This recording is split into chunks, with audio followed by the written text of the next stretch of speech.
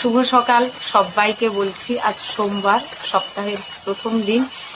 তো আজকের ওয়েদারটা একদম টানা বৃষ্টি হচ্ছে, আগামীকাল থেকে বৃষ্টি হয়েই যাচ্ছে, বন্ধ নেই। তো বর্ষা হোক আর যাই হোক, তো নিত্যদিনের কাজ তো আর বন্ধ থাকে না।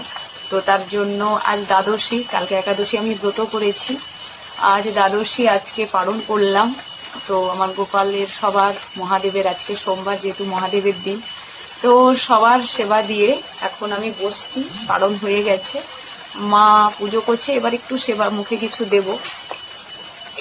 তো এবার একটু মুখে কিছু সেবা দেবো আর কি, মানে কিছু খাবো আমি। তো খাওয়া দাওয়া করে আমি পরে কীর্তন নিয়ে বসবো।